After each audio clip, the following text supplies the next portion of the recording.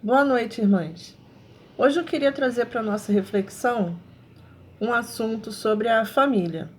Dia 15 de maio, sábado passado, nós comemoramos internacionalmente o Dia da Família. E com esse cenário de pandemia que a gente está vivendo, a família tornou-se um assunto muito comentado, ultimamente. Eu vi umas pesquisas que dizem que os divórcios aumentaram muito durante a pandemia. Isso quer dizer o quê? A convivência realmente não é fácil. O pastor Timóteo pregou sobre família esse domingo, né? Ele falou que a família precisa estar em paz para que todo o resto esteja em paz. Todas as outras esferas da sociedade, né? Estejam em paz. Então, a família, antes de tudo, precisa estar em paz, estar consolidada, tudo certinho lá na família. O pastor Vanderlei também tem pregado, ele pregou várias vezes sobre a parábola do filho pródigo, que também é uma relação familiar, não é? Sobre pais e filhos.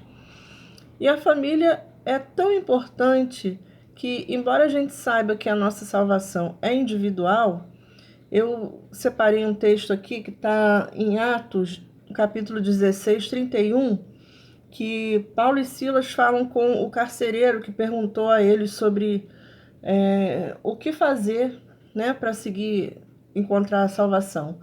E eles dizem assim: crê no Senhor Jesus e será salvo tu e tua casa. Então a família é uma consequência, né? Uma pessoa orando pela sua família se salva ela e a sua casa. Então eu separei aqui alguns exemplos, algumas passagens de Jesus que fala muito sobre o valor da família.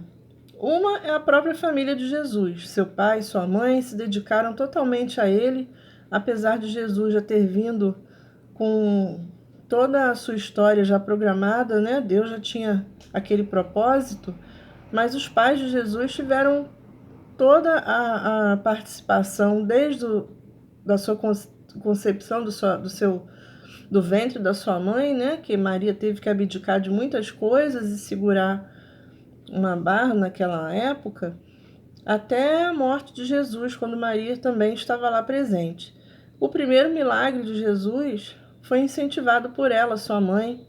Na festa, ela tinha confiança que o filho ia preparar aquele milagre de transformar a água em vinho.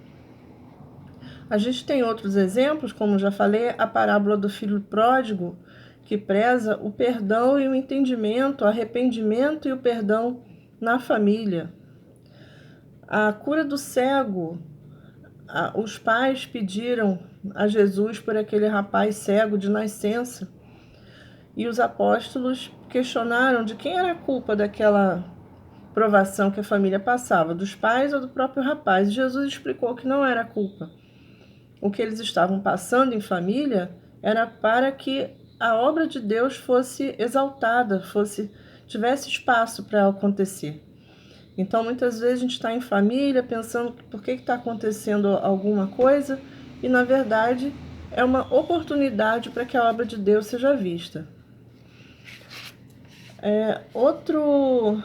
Outra passagem está em Lucas,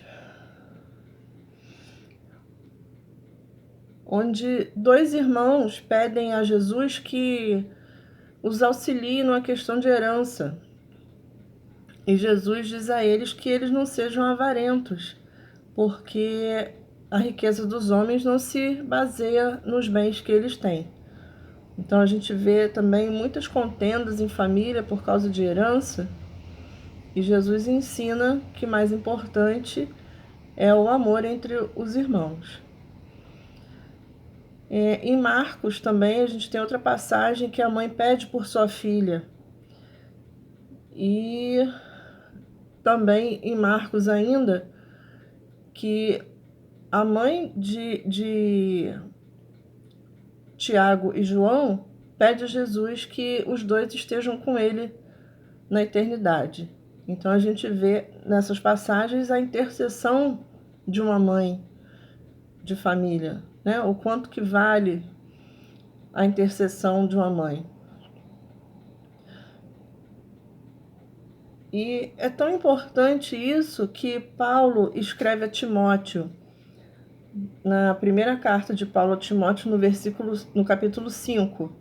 Se alguém não cuida de seus parentes, e especialmente dos da sua própria família, negou a fé e é pior que um descrente. Paulo também, nessa mesma carta, escreve: não repreendas asperamente o homem idoso, mas exorta-o como se ele fosse seu pai. Trata os jovens como a irmãos, e as mulheres idosas como a mães, e as moças como a irmãs, com toda a pureza. Paulo, então, está falando para Timóteo que tudo se resume a uma família, mesmo que não seja de sangue. Uma pessoa idosa, trate como seu pai, como sua mãe. Os jovens, trate como seus irmãos e irmãs. Alguém mais jovem ainda, uma criança, como se fosse seu próprio filho. Então, todas as relações, no final das contas, se transformam em família. Na nossa casa, na nossa igreja, nos nossos amigos, nos nossos colegas de trabalho. Então, o que eu queria deixar aqui hoje é a importância da família, o cuidado com a nossa família. Hoje estamos muito mais nos relacionando em tempo praticamente integral. Isso causa, às vezes, algum transtorno e a gente precisa se firmar mais ainda na palavra para que isso não nos cause nenhum mal, que a gente possa passar por essas dificuldades, essa transição. Como o pastor Timóteo falou domingo, né? Primeiro temos que cuidar da nossa família, que tudo lá esteja em paz, que nós possamos confiar as esposas em seus maridos, os maridos em suas esposas, que possamos olhar pelos nossos filhos, pelos nossos pais. Então, que a nossa família esteja em primeiro lugar nas nossas orações, nas nossas intenções.